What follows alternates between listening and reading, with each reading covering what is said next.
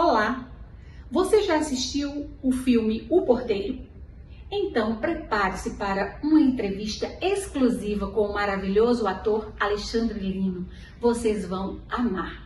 Mas antes disso, não esqueça de se inscrever no nosso canal, compartilhar com os amigos e dar aquele joinha, ok? Vamos lá!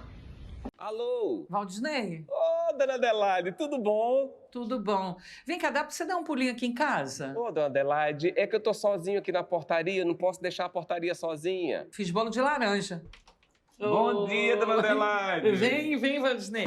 Alexandre Lino, grande ator, assim, que eu tenho uma admiração incrível. Assim, eu fico encantada com o seu trabalho, mas vamos ter aqui boas conversas, quero saber muito sobre você e sei que as pessoas têm muita curiosidade sobre isso.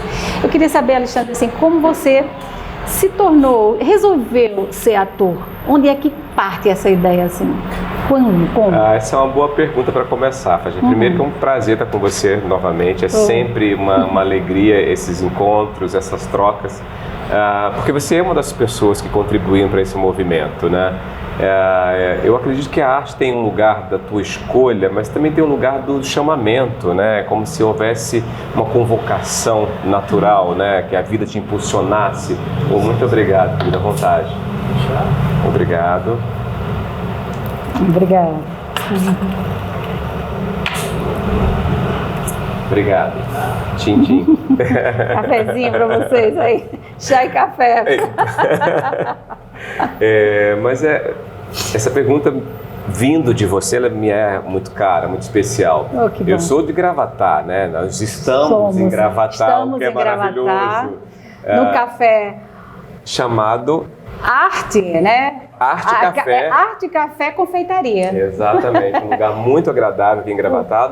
Falando de arte, viu, gente? Falando de arte. Mas quando eu era criança aqui em Gravatar, desde muito cedo eu tinha uma atração natural pelas manifestações artísticas, né? Aqui na cidade nós não tínhamos teatro. É curioso esse chamamento, né, com esse meu diálogo, porque não havia um espaço físico, mas havia o circo, era uma presença regular na cidade, existia um pequeno cinema, onde eu assisti muitos filmes dos Trapalhões, e existia, meus caros, o balé da Fátima Vilar. Oh. Pois é. Isso é maravilhoso ouvir isso, viu? Então, ouçam. Alexandre Lino se sente muito impulsionado, muito convidado e muito encantado com essa tríade, o balé da Fátima Vilar, com a presença do circo e o cinema. Isso, para mim, era sempre o meu lugar de prioridade. Se meu pai ou minha mãe me perguntassem o que eu queria fazer no final de semana, se tinha o circo, eu queria ir pro circo. Se tinha o cinema, eu queria assistir o filme dos Trapalhões. Se tinha o balé da Fátima Vilar na quadra do Colégio Salesianos, eu queria ver o balé da Fátima Vilar.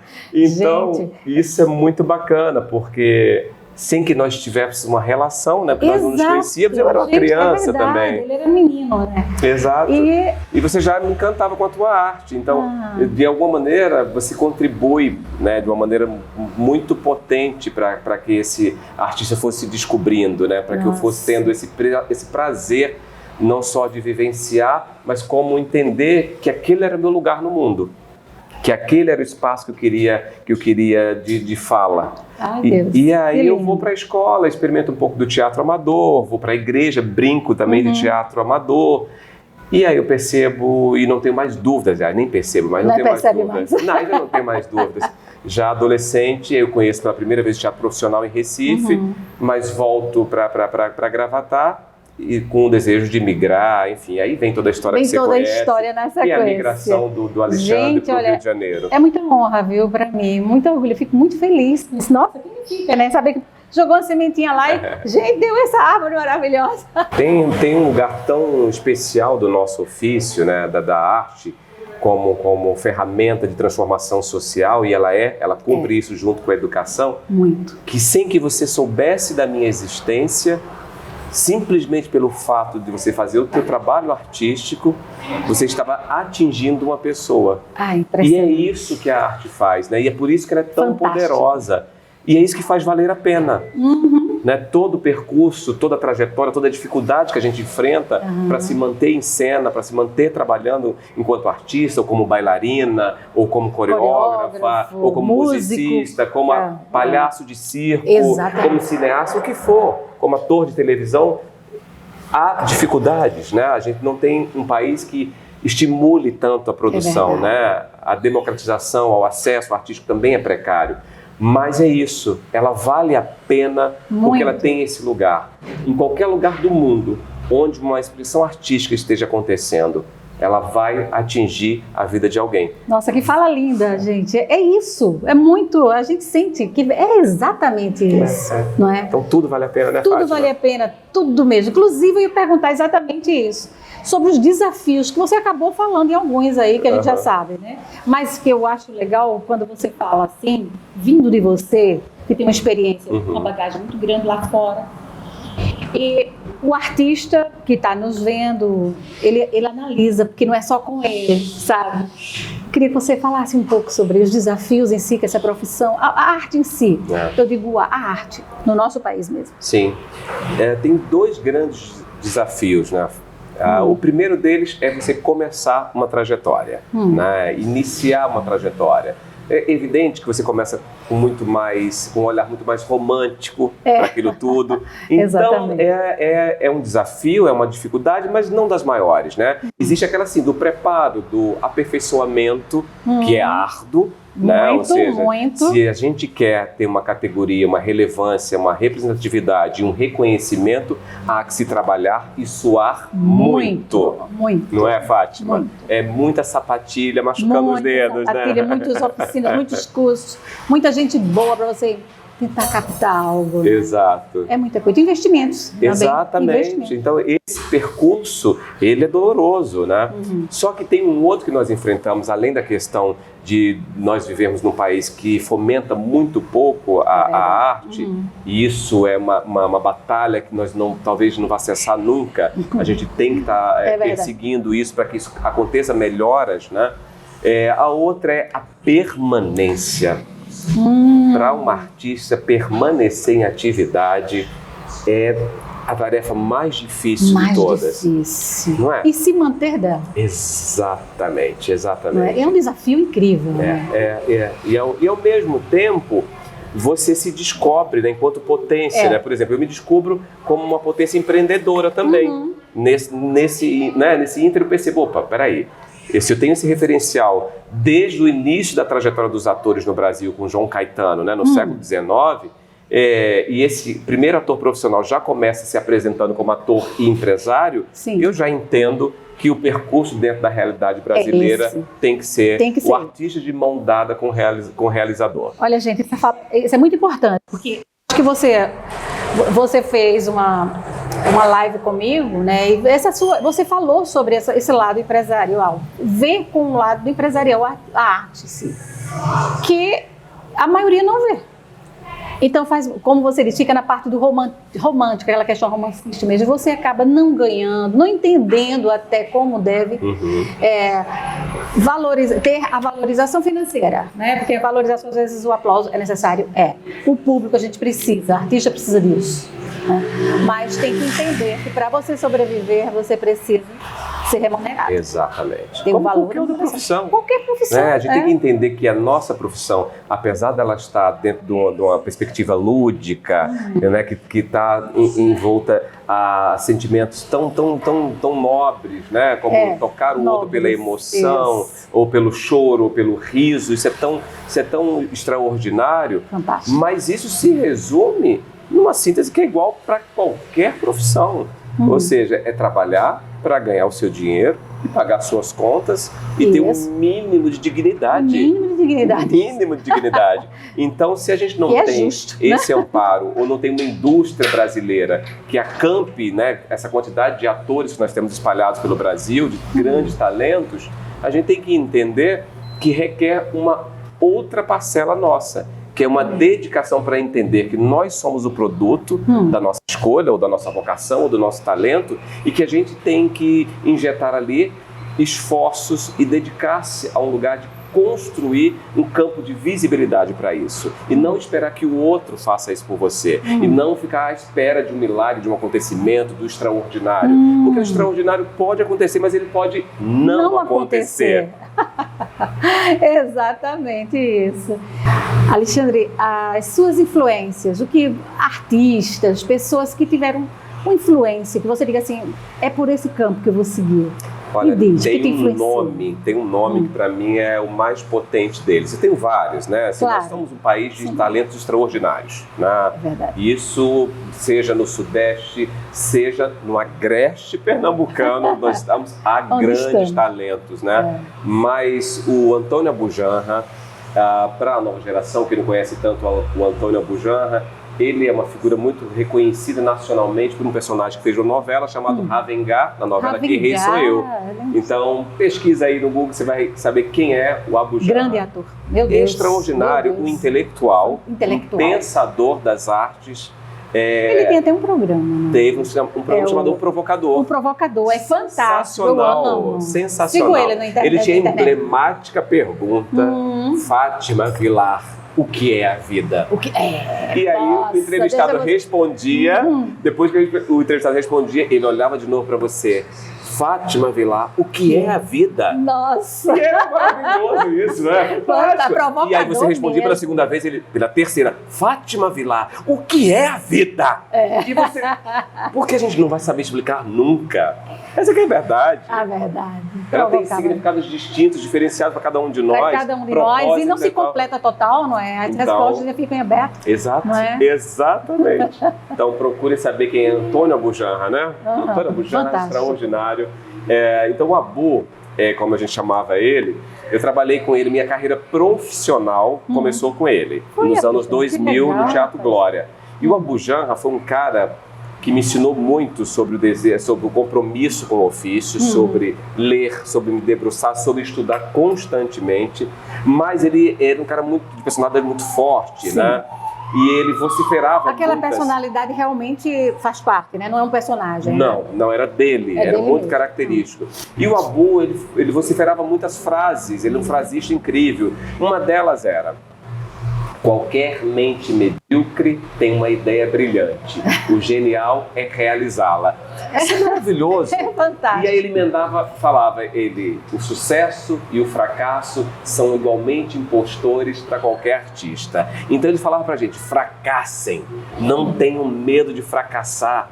Essa juventude é idiota, tem medo do fracasso.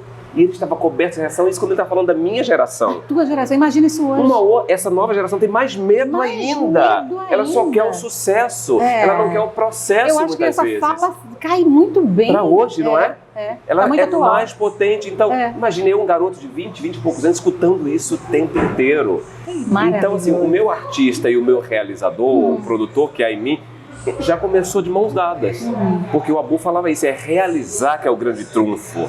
Você entende? Não é ficar especulando ideias, discutindo num café sobre talvez vamos fazer um balé. Não vamos fazer o balé ano que vem com essas pessoas e aqui a gente começar a trabalhar a partir disso. Ele era pragmático, ele queria que nós fôssemos assim. E ele falou, isso sem medo de fracassar. Ele falou, porque isso é completamente possível, como é possível fazer um sucesso. O risco, ele vai te dar uma coisa ou outra, mas para isso é preciso ter coragem. Ele falava sempre isso, coragem. O Abu tinha uma coisa extraordinária, ele dizia que não gostava do jovem. Eu odeio essa juventude. Essa juventude tem coragem pra nada, tem coragem de fracassar, não sei o quê, mas eu preciso deles. Isso era genial, isso é uma coisa que eu estou aprendendo também. Eu estou envelhecendo, vou fazer 50 anos e cada vez mais eu quero a juventude próxima, sabe, Fátima? Porque oxigena, é a visão contemporânea, você entende? Eu entendo. Por mais que a gente queira acompanhar, a gente precisa de quem de fato tem isso na pele. Vivendo aquele tempo, não é? É muito importante isso. Isso se transforma em troca e potencializa o artístico. Abre os olhos da gente para algumas coisas. O Abu fazia questão de ter jovens perto. Muito bom. Alexandre, você é ator, diretor, você naturalmente teatro, televisão, cinema e administra tudo isso, escritor também. não é? Escreveu livros e tudo mais. Me diz assim, como é que onde é que você se identifica, você fica mais à vontade nisso tudo? Dirigindo, interpretando, atuando, como é que é? Me conta assim um pouco disso. Ou se você tudo cai muito bem, como a lua, assim. Ah, Fátima, prepara um balé aí e me diga se tá tudo bem quando der o terceiro sinal, Fátima Vilar. Não me venha com essa, que você sabe muito bem qual é a resposta. Nunca tem esse lugar do conforto, né, Fátima? Não tem, né? Você pode ter 100 anos de carreira. 100 anos de profissão, não tem. E isso é o sabor também do nosso ofício. Porque seria muito chato também, né? Se você conseguiu, acabou, não tem mais o que fazer. Não, imagina, toda vez que você aprendi a fazer ponta, tá resolvido. Tá resolvido, parou. Por que não? Vai ser difícil a vida inteira. Agora começa a vida inteira. E é maravilhoso essa sensação de que toda vez é recomeçar, né? De novo. Por exemplo, eu faço há 6 anos o Porteiro, a peça, né?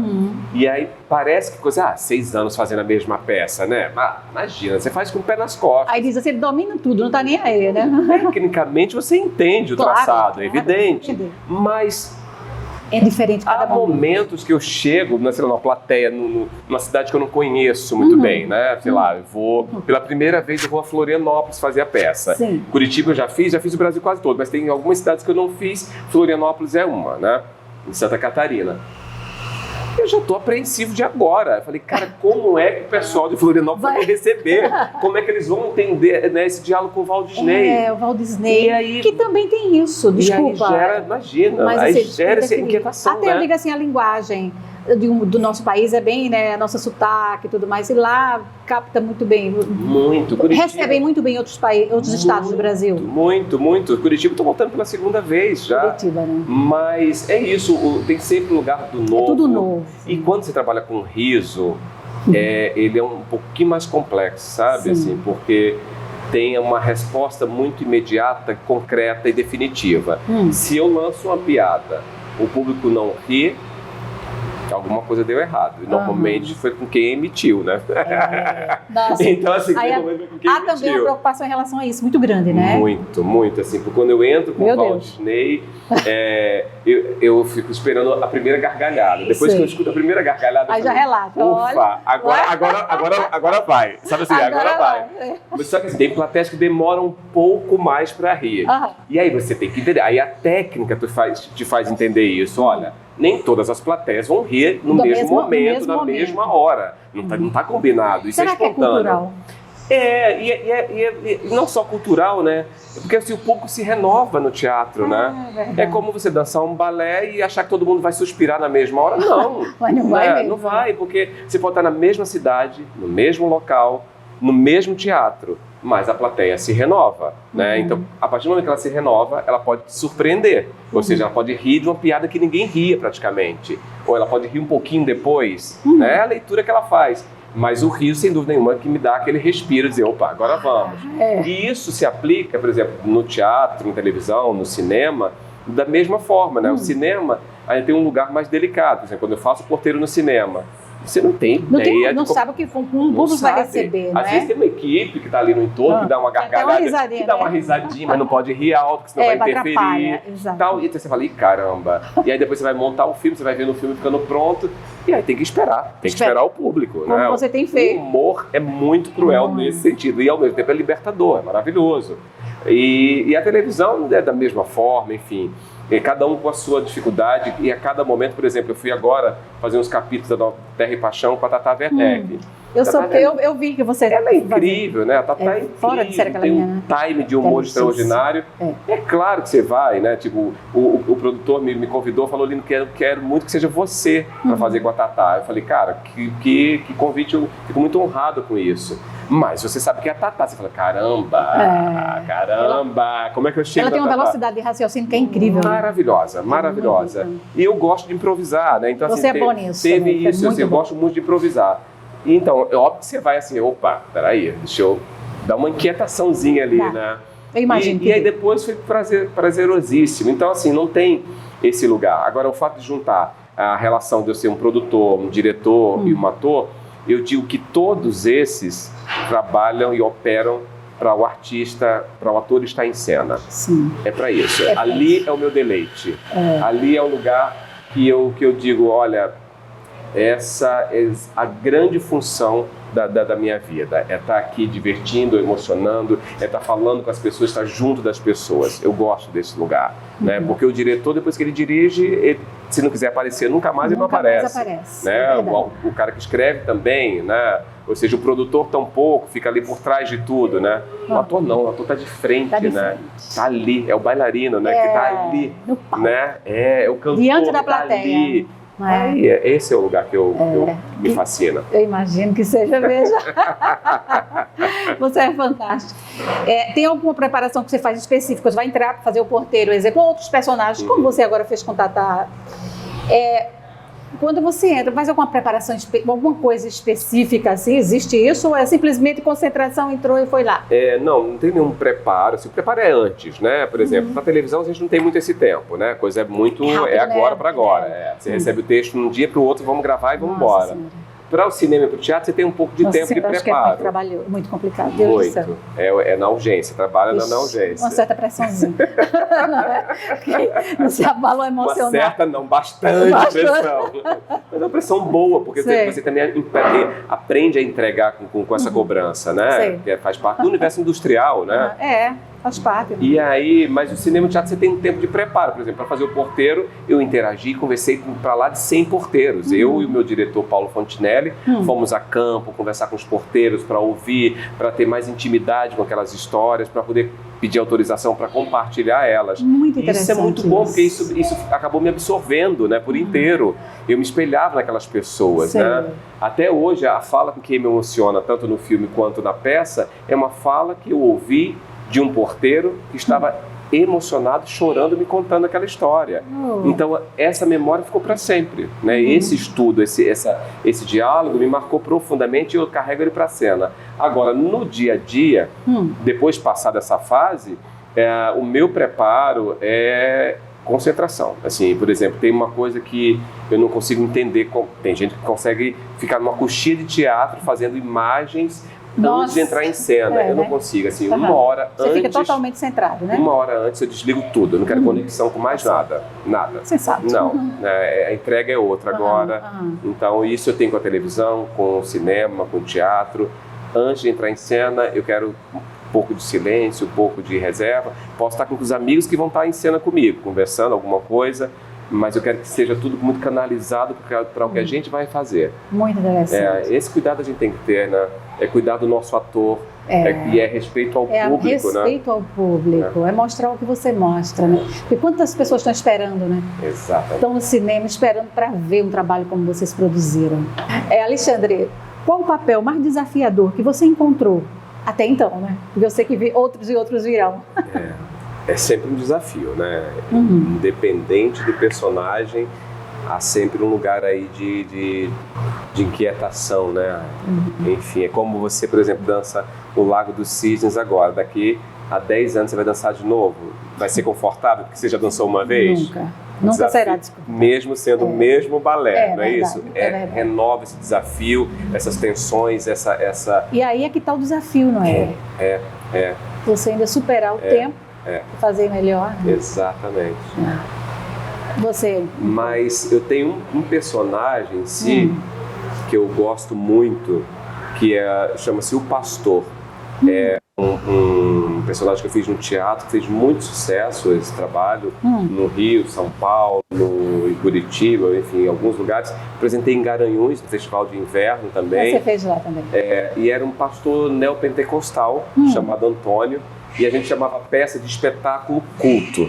Por quê? Porque a gente queria uma reprodução de um culto neopentecostal.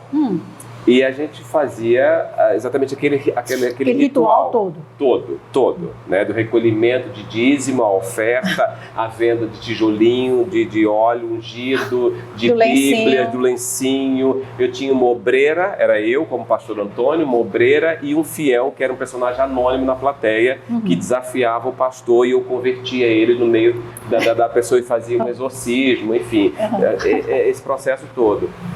E esses personagens que estão na linha entre a ficção e a realidade, ali, onde você já não sabe onde está começando uma coisa. Estou entendendo. E isso deixa você ali sem saber exatamente o que é que vai acontecer, como é que o público vai receber isso.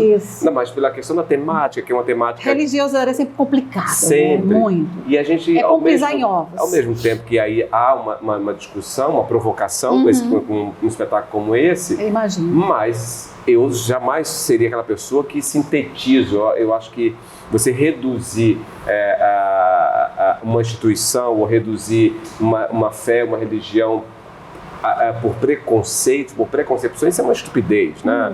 Ou seja, não é por um desvio ou de conduta dentro de uma instituição que todos que estão envolvidos agora estão condenados. Erro, né? tá Claro que não. Né? Se fosse assim, qual religião que estaria de pé no Brasil? Nenhuma. Nenhuma. Né? Porque a gente tem desvio em todas elas. Todos. Né? Então, assim, mas a gente escolheu naquele momento fazer O Pastor, isso em 2013. E era isso, era um espetáculo culto. E aí teve E você teve que procurar ver, assistir. Eu fui muito atento. Aí no culto também. E escutei muitos discursos e depoimentos. Esse personagem me foi Mas teve que trabalhar muito desafiador, muito desafiador, porque era isso. Eu lembro a diretora, que era uma ítalo-brasileira, Karina Cajuselli, ela chegou para mim, Lino, não é uma cópia da realidade, mas também não é uma caricatura. Sim. É um lugar mais difícil, é viver como se você fosse literalmente. Poxa. E assim, então isso, eu preguei nas ruas, para você ter uma ideia. Eu fui às ruas pregar. Foi mesmo. Então teve todo um processo aí para que eu fosse mais tomado por essa atmosfera. Fiquei até com vontade de ver, gente. A gente volta. Quando você voltar, eu quero saber. E a gente intui e deseja que ela se transforme em filme também, porque... Deve ser interessante. A partir de uma vez, quando você me pede referência também, o Robert Duvall tem um filme chamado O Apóstolo, que é um ator que eu admiro muito, um ator norte-americano, e que tem um filme que serviu muito de base de pesquisa pra gente também. Enfim, me prolonguei um pouco, mas para dizer, há um desafio grande aí chamado O Pastor. Oh, amei! Uma coisa curiosa do Pastor, né? A saudosa Elke Maravilha. Sim, maravilhosa de verdade, sensacional. Né? Mulher acima do tempo dela. Total, né? Total, de inteligência. De postura, de... humanidade, né? Muito. E a Elke foi assistir O Pastor. E foi muito curioso porque ele falava coisas absurdas, né? Ele transitava entre a doçura para tentar seduzir os seus fiéis e ao mesmo tempo com seus discursos impositivos, né? Imagino. Então havia ali um desejo do pastor Antônio de ditar regras, né? De condutas, né? De dizer o que é moral, o que era moral. E a Elke nunca tinha entrado num templo evangélico. Neopentecostal. A Elke russa, né? Tal, não é uma presença tão frequente, tão constantemente da geração dela. E ela começou a discutir comigo em cena. Ela ficou desesperada, ela começou a rir, ela começou a discutir comigo. Você está louco? É um absurdo. Em cena mesmo? Em cena. Nossa. E aí, ao final do espetáculo, ela falou, você me perdoa se eu atrapalhei seu espetáculo, mas eu nunca imaginei entrar num lugar como esse. O que vocês me promoveram foi uma experiência que eu sempre neguei.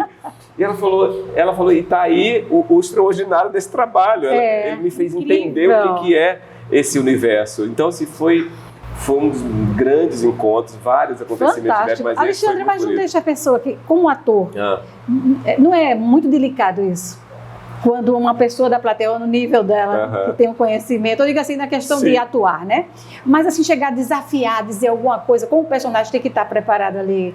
Olha, não fica muito tenso, não? Ou você vai levando a coisa com naturalidade? Né? Nós, quando ensaiamos... já se preparam? Nós ensaiamos já sabendo que isso poderia acontecer. Né? O tema em si polêmico, provoca, né? Entendi. Apesar da gente não ter feito um juízo de valor, a gente expunha o acontecimento, a gente colocava a situação para que o público experienciasse ele mesmo, tivesse a sua leitura e automaticamente pudesse se manifestar como ele quisesse. Estou entendendo. Então nós ensaiamos já sabendo que isso poderia acontecer. Então aconteceram muitas coisas Mesmo assim, não foram poucas.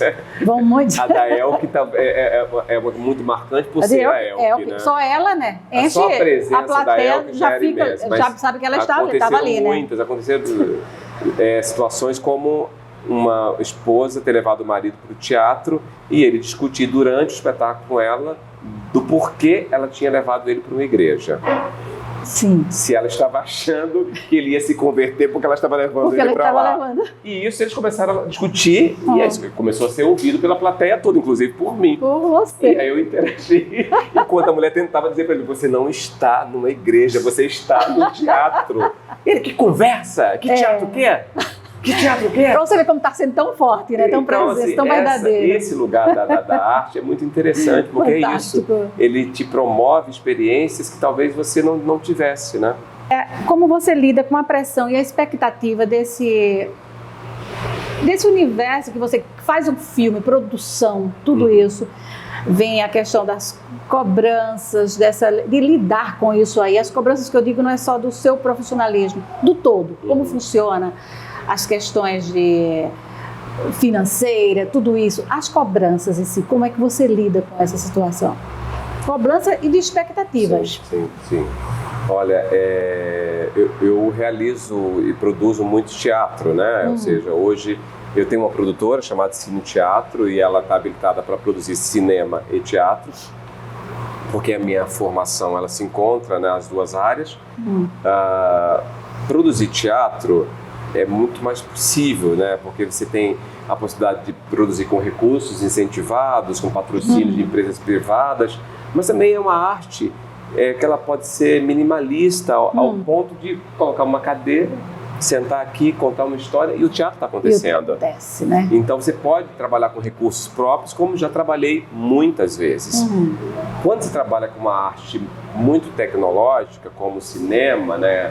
Ela é um investimento mais alto, né? O investimento é muito mais alto, né? Então, assim, porque primeiro que você emprega muitas pessoas, você depende de muitas pessoas, né? Vamos dar como exemplo Porteiro Filme. Foram 200 e tantas pessoas empregadas, né? Durante alguns meses de trabalho. Então... Vocês levam quanto tempo para produzir um filme? Levaram quanto tempo em média? Nós tivemos 3 anos de peça e percebemos que a peça tinha criado um grau de reconhecimento, de sucesso muito significativo. E aí eu e o Paulo Fontinelli, que é o autor e diretor, decidimos, vamos tentar fazer disso um filme. O Paulo é um cineasta, né? Ele falou, cara, isso vai dar um filme muito bacana e a gente já está conseguindo um diálogo muito, muito significativo com o público. E aí fomos. Então passamos 3 anos para tentar essa captação e encontrar parceiros. Por exemplo, a produção do filme não é só da minha produtora, é a minha produtora, com a Rubi Produções, com a Bronze e com a Kimono. São 4 produtoras. Mais uma distribuidora, a Imagem Filmes. Então, assim, são 5 pessoas, grandes forças para unir e dar conta desse espetáculo, do grande porque cinema não é fácil. O cinema é o investimento para você filmar, depois um investimento para você finalizar e depois um investimento que não é nada pequeno, que é imenso, que é lançar, distribuir e exibir. Verdade. Então, tudo isso tem todo esse processo, muito dinheiro, exatamente. Envolve muito dinheiro e muita gente trabalhando. Então, assim, é uma tarefa difícil, mas porém muito prazerosa, né? E óbvio, quando você transforma algo que já é um sucesso no teatro, como o caso do Porteiro, e leva para o cinema, agora está nas plataformas, né? Está na Amazon Prime Video. É que é bom frisar isso. Exatamente. Então, o pessoal que não viu no cinema, né? Exato. Vê agora na Prime, né? Na Prime Video, exatamente. Então, assim, óbvio, você fica imerso à expectativa, né? Porque você trabalha com tanto você investimento, claro, você quer ver resultado, né? Mas, enfim, o trabalho também dentro de uma realidade, né? Não vai ficar uma coisa que não iria acontecer, né? Vocês vão dentro. E eu sou um cara muito tranquilo nesse sentido, Imagino sabe? Eu doso bem a questão da expectativa, né? Eu aceito muito bem os resultados, independente de quais sejam. Eu acho que eles nos servem para qualquer outro sentido, não seja simplesmente você abrir uma garrafa de champanhe e comemorar. Ele serve para você refletir repetir para um próximo trabalho. Maravilha. Nós tivemos a felicidade do Porteiro. O filme ter sido um sucesso de público, de crítica, está reverberando até hoje. No Prime Video ele está há algumas semanas entre o top 10 dos filmes mais vistos do Brasil, porque ele traz ingredientes que a gente considera que são muito relevantes, né, para esse diálogo com o popular, que é o humor, né, que é uma figura muito brasileira, né? O Walt Disney, esse imigrante nordestino, ele não é só reconhecido no Nordeste, né, onde é o seu berço, mas ele é uma figura reconhecida fora daqui, né? Ou seja, no Rio de Janeiro somos quase 3 milhões de imigrantes nordestinos, né? Em São Paulo quase 7 milhões, em Brasília mais de 1 milhão de nordestinos vivem lá. Então nós estamos falando de um Brasil onde a nossa presença ela é marcada. Né? Todo canto tem, né? Então, assim, uma figura como o Walt Disney, um porteiro migrante nordestino, acaba sendo uma figura de grande identificação. Exatamente. Né? Eu acho que o eixo foi esse, assim, o Walt Disney ser tão popular, né? Ser tão querido, tão reconhecido por onde passa, as pessoas se identificam. Exato. Não é? Fantástico. A gente quer saber, assim, como é que vocês lidam com aqueles atores todos, se vocês, a comunicação de vocês começam trabalhando e acham engraçado vocês mesmos, rir de vocês. Umas cenas que vocês têm ali muito interessantes, né? Tem momentos assim de muita descontração, que eu digo assim, eu não sei como é que eles aguentam isso. Você com o delegado é ótimo. Você não, o Walt Disney com o delegado é muito bom. Não sei como aquele delegado aguenta, viu? Tem uma coisa maravilhosa, o Porteiro, o filme, é um encontro de amigos, né?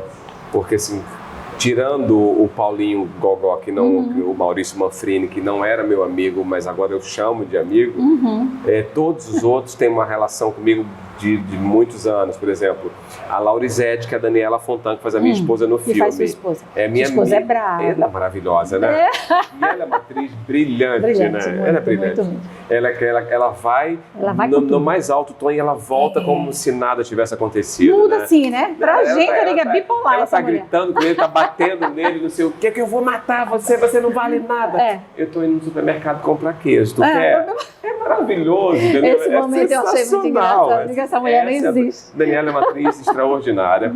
Nós começamos juntos na companhia de teatro, na Resistência Companhia de Teatro. Temos uma relação profissional de 25 anos de carreira. Eu e a Daniela Fontan já fizemos muitas peças juntos. Inclusive uma delas chamada Domésticas, que fizemos eu, ela e Cacau Protásio e mais outros 2 atores.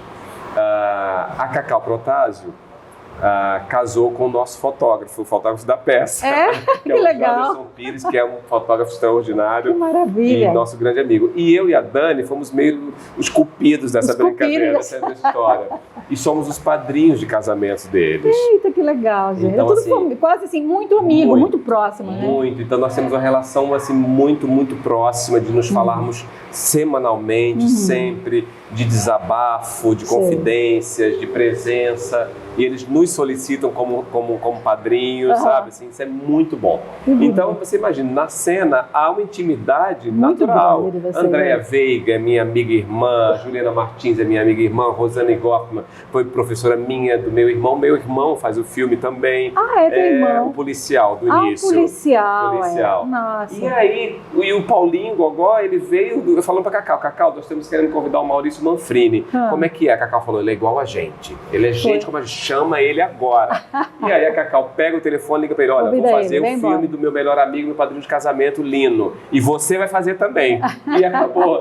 Então, assim, foi esse o clima, sabe? Aí Sueli Franco. Então, assim, virou realmente um elenco maravilhoso. E o pessoal chegou no momento, no filme, que falava, gente, isso aqui não é um filme, isso não é trabalho, isso aqui é a festa do Lino.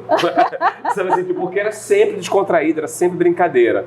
Então tem isso, tem um momento que a gente tá lá brincando, etc e tal, que a gente, né, enfim, se a gente insistir muito, a gente cai na gargalhada natural, entendeu? Só que a gente tecnicamente segura para o depois, né? Pra não... Deixa o diretor dar o corta, né? E o Paulo Fontinelli, muito generosamente, a gente deixa rodar um cadinho mais, sabe? Por exemplo, tem uma cena que eu gosto muito, que diz, exemplifica isso, eu e a Cacau Protásio, quando a gente tá na portaria, que ela pergunta para mim, vem cá, ô Walt Disney, tu é fiel à tua mulher? É ótimo isso. Que é isso, Rosivalda? Tu é minha irmã. Tu é minha irmã, pai. Que é isso? Até decorei, tu é minha irmã. Exato. Que irmã o quê? Imaginado. Eu nasci da tua mãe? Eu nasci da tua mãe pra ser tua irmã? Eu falei, que minha mãe o quê? Tu és minha irmã sim, ô Rosivalda? Sua doida. Aí ela, doida o quê? Isso. É muito bom. Eu e Cacau brincando, óbvio. Né? A brincadeira era, tu era fiel, não sei o que, eu acho que o texto ia ficou até aí. muito bom, E a Zé. gente começou a sacanear um com o outro. Eu falei, sua doida. E ela, doida o quê? Ela é ótima, né? Ela é maravilhosa, é maravilhosa. Então, assim, Não, esse filme realmente, olha, quem não viu, vai pro Prime que assiste, viu? Porque tá fantástico. Vai rir, se dividir. Eu acho que é um momento de descontração e a gente precisa muito disso. muito, muito. Muito disso. A gente precisa. O humor é um antídoto, né? É. O humor é remédio também, né? Remédio. Ele cura muitas coisas, né? Por exemplo, eu faço a peça pelo Brasil inteiro, né? E fiz agora há pouco no Rio.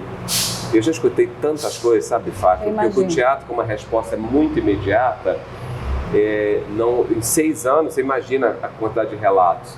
Eu já tive relatos de pessoas, não é prazeroso falar isso, mas é uma realidade, de pessoas que estavam deprimidas, pessoas que estavam com pensamentos suicidas, estavam mal, e aí que o amigo conseguiu resgatar de casa e falou, olha, Mentira, vamos assistir uma peça, e a pessoa meio que no impulso acaba indo, e ela se sente, sabe, no desejo de compartilhar isso comigo. Olha que bonito. eu já escutei isso, olha, eu tentei me matar, cara. Meu Deus. E eu tô vindo aqui na tua peça, eu tô saindo feliz. Sabe assim, então, Isso faz muito olha bem. o tamanho do que é esse ofício, É né? verdade. Olha o tamanho que é o humor, né? O humor, ele é um antídoto, sabe, para a vida. Então, que momento maravilhoso com você. Olha, eu tô assim tão feliz. Eu tava querendo muito esse momento, esse papo bacana. E eu sei que não só eu gostei, como eu sei que vocês apreciaram demais. Ah, meu Alexandre Lino, muito obrigada, meu amigo. Você sabe que eu tenho admiração muito grande por você. Admiração é recíproca, você sabe disso, e existe no meio dessa reciprocidade e afeto uma gratidão por você lá nos anos 90, nos idos dos anos 90, final dos anos 80, ter feito a tua arte aqui em Gravatá e ter tocado, ter atravessado alguém. Você me atravessou, pode ter certeza. Coisa boa, felicíssima, obrigada por tudo. Queridos, estamos no ar ainda. Ele Se vocês quiserem conhecer um pouco mais do Alexandre Lino, acessa @Alexandre Lino Oficial no Instagram, né?